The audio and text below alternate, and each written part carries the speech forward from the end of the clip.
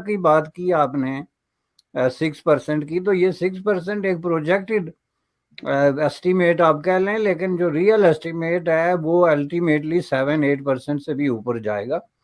उसकी वजह ये है कि इंडिया में अब जो नए जो उनकी इकोनॉमिक जो स्ट्रीम चल रही है वो इस तरीके से चल रही है कि वो बिलियंस ऑफ डॉलर स्पेंड को लेकर जर्मनी जैसे बड़े कंट्रीज, इंडिया से बड़ी economy for the time being, Germany जो इंडिया से बड़ी इकोनॉमी है ये रिसेशन में जा चुकी है। वर्ल्ड बैंक खुद ही इकोनॉमिक फोरकास्ट कट कर रहे हैं, ग्लोबल रिसेशन की बात की जा रही है। इसी साल प्रोबेबिलिटी है, काफी हाई प्रोबेबिलिटी है कि यूके और यूएस। ये स्टेटमेंट मेरी नज़र में गलत है कि इंडिया आने वाले 5 सालों में दुनिया के तीसरे नंबर पे इकोनॉमी वाइज हो जाएगा।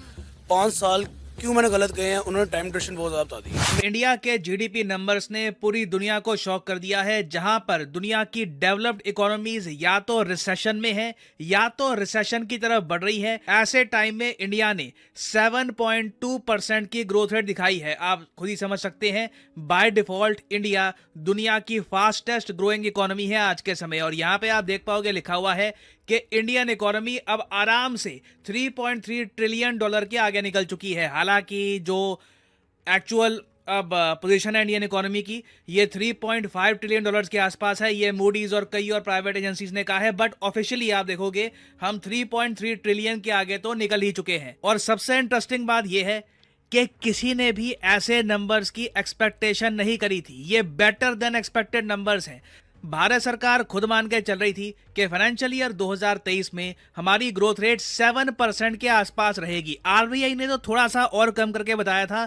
आरबीआई ने कुछ महीने पहले कहा था कि ग्रोथ रेट हमारी मोस्ट प्रोबेबली 6.8% के आसपास रहेगी। हालांकि बाद में की बात की आपने 6% की, तो ये 6% एक प्रोजेक्टेड एस्टीमेट आप कह लें, लेकिन जो रियल एस्टीमेट है वो अल्टीमेटली 7-8% से भी ऊपर जाएगा।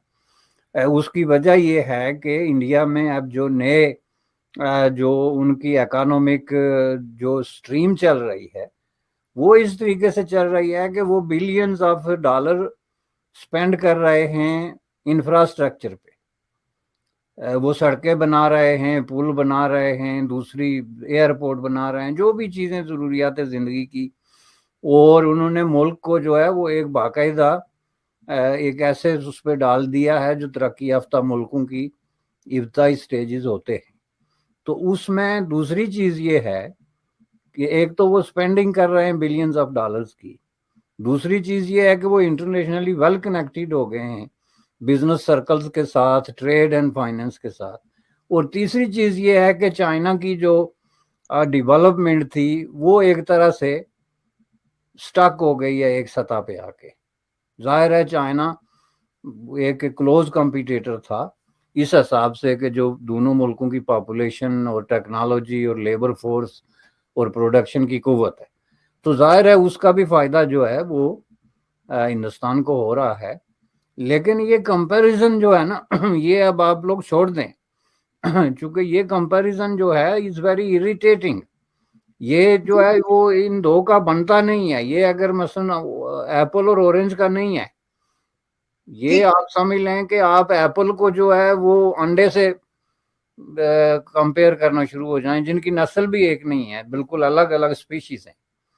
लेकिन ये बात बड़ी अच्छी है कि आप पाकिस्तानी लोगों के लिए ये बात उठाएं ताकि उनको पता चले कि दुनिया ऐसी नहीं है जैसी पाकिस्तान में हमारे सामने बना के पेश की जा रही है। दुनिया पूरी भूखी नंगी नहीं है, दुनिया पूरी नाउमीद नहीं है, दुनिया पूरी जो है वो डीपली डिसअपॉइंटेड होके तो एक दूसरे को कत्ल करने के दर पे नहीं है, बल्कि दुनिया के ख्वाब अभी जिंदा हैं और वो ख्वाब देख रहे हैं और अचीव कर रहे हैं। और इसकी एक मिसाल हिंदुस्तान आपके सामने मौजूद है।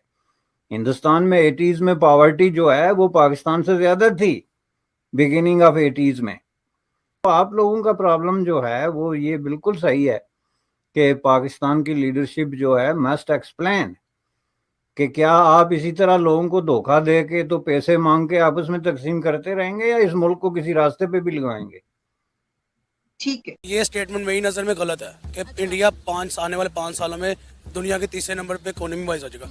5 साल क्यों मैंने गलत कहे हैं, उन्होंने टाइम ड्यूरेशन बहुत ज़्यादा बता दी। मेरी नज़र में 1.5 से 2 साल बहुत है उनके लिए। वो अपनी ज़ाती अना और अपने अंदरूनी मामलात को एक साइड पे रखते हैं और जो दूसरे दुनिया के ममालिक हैं उनके साथ तिजारत, एक्सपोर्ट्स इंपोर्ट्स बढ़ाते हैं, ना कि ये देखते हैं कि कोई नॉन मुस्लिम या मुस्लिम कंट्री है। आप बात कर रहे हैं इंडिया से कंपेयर करें, इंडिया से कंपेयर करना तो तौहीन है इंडिया की। बड़ी फड़ियाँ मारते हैं जी, पाकिस्तान ऐसे, पाकिस्तान वैसे, ये कर देंगे, वो कर देंगे, किसके सर पे कर देंगे? और भाई आप अपने आप को अपने घर में आप रोटी कौन देता है ये बताएं? आप इंडिया के टुकड़ा पे पड़ रहे हो, मैं आपको इतना बता दूं, ठीक है? ऑन द कैमरा में बात कर दूंगा। उनकी तरक्की है कि 50 इयर्स बाद खुद को कहाँ देख रहे हैं, उनका माइंड इस तरह बनाया जाता है, उनकी ग्रूमिंग इस तरह की जाती है। हमारे यहाँ ये अच्छा नाश्ता हो गया, ओके, लंच में क्या करना है, डिनर में क्या करना है, महंगाई इतनी है, बंदा कहता है यार किसी तरह बस पेट पूजा हो और कोई काम ना हो। तो वहाँ प्लानिंग की जाती है कि 50 साल बाद इंडिया कहाँ रैंक करेगा। वहाँ थिंक टैंक्स इस तरह है, हमारे यहाँ थिंक टैंक्स पता नहीं कहाँ सोए हुए। आज आए इंडिया के जीडीपी नंबर्स। जीडीपी नंबर मतलब इंडिया की इकोनॉमी 7.2% पे राइज करेगी इस साल, ऐसा बताया जा रहा है। पिछले साल 9% पे राइज करती दिखी थी, इस साल 7.2, एक ऐसे साल में जिस साल ज्यादातर बड़ी इकोनॉमीज रिसेशन में जाती दिख रही हैं, चाहे वो जर्मनी हो जो कि नेगेटिव में चली गई है, या दूसरी इकोनॉमीज यूरोप की, अमेरिका, ये सब के सब खराब इकोनॉमिक ग्रोथ स्कीम आ रही होंगी। ऐसे में इंडिया फास्टेस्ट राइजिंग इकोनॉमी है, चाइना से भी आगे है। बड़ी इकोनॉमीज में, छोटी इकोनॉमी तुलाबू या पापुआ न्यू गिनी, इनका कंपैरिजन नहीं होता बड़ी इकोनॉमी से। क्योंकि देखें, हमें ये देखना है कि अगर 2 साल पहले की बात करें, 3 साल पहले की बात करें, इंडिया 2-3 साल से नहीं बल्कि गुज़िश्ता लास्ट तकरीबन 7 to 8 इयर्स, 9 इयर्स से जो है वो तेजी से डेवलपमेंट की तरफ जा रहा है। इवन कोरोना के टाइम में भी जो इंडिया की इकोनॉमी थी वो उस तरीके से नहीं घबराई, जिस तरीके से बड़ी बड़ी इकोनॉमी, अगर अमेरिका की बात करें और दूसरे बड़े कंट्रीज की बात करें जिनकी इकोनॉमी को परेशानी का सामना करना पड़ा। इस टाइम हमें यह सोचना है, पाकिस्तान की पब्लिक, आपने पूछा क्या सोच रही है पाकिस्तान में इस रेट को, इकोनॉमी को कैसे, इंडिया की इकोनॉमी को कैसे देखा जाए। पाकिस्तान के साथ, इंडिया के साथ और पाकिस्तान का फर्स्ट ऑफ ऑल कोई कंपटीशन रहा ही नहीं, ये दूर दूर तक बिल्कुल क्लियर हो चुका है। और अगर कोई जज्बाती पाकिस्तानी ये कहे कि देखो सुहेब चौधरी ने बोल दिया कि भाई इंडिया के साथ तो मुकाबला ही नहीं, तो वो उसकी सोच है। भाई मैं जो ऑब्जर्व कर रहा हूं, मैं जो फील कर रहा हूं, मुझे ऐसा लगता है कि आज के दौर में अगर मैं इंडिया के साथ कंपटीशन कर रहा हूं तो मैं अपना मजाक बना रहा हूं। सीधी बात है, क्लियर बात है। क्योंकि हम किसी भी फील्ड में देख लें, इकोनॉमी की आपने बात की, आपने इसके अलावा डेवलपमेंट की आप बात कर लें, इंफ्रास्ट्रक्चर की बात कर लें, इवन विजन, सोच की बात कर लें, हमारे में और इंडिया वालों में बहुत सा डिफरेंस नजर आ रहा है। अब बात आती है कि कैसे डिफरेंस आया, बात आती है इकोनॉमी कैसे ग्रो हुई, बात आती है कि अगर इंडिया डेवलपमेंट की तरफ जा रहा है, वो भी इन सालों में, जिन सालों में दूसरी बड़ी इकोनॉमीज जो सी हैं वो रिसेशन का शिकार हो रही हैं, उसकी रीजन क्या है? उसकी रीजन ये है, दो चीजें जो मैंने ऑब्जर्व की हैं। एक तो पॉलिटिकल स्टेबिलिटी के, जैसे आपके इंडिया में इस टाइम जो गवर्नमेंट है, पीएम मोदी साहब की अगर बात करें तो उन्होंने पिछला अपना टेन्योर पूरा किया, अभी भी टेन्योर ऑलमोस्ट पूरा हो चुका है, उनका होने वाला है, और ऐसा का कोई नुकसान नहीं, ना ही मेरे ऐसे कहने से आपकी जीडीपी नीचे जाएगी, लेकिन नुकसान होगा मेरा, नुकसान होगा अगर कोई ऐसा सोचेगा। हमें हमेशा किसी की अचीवमेंट को जो है अप्रिशिएट करने की जरूरत है, उससे सीखने की जरूरत है।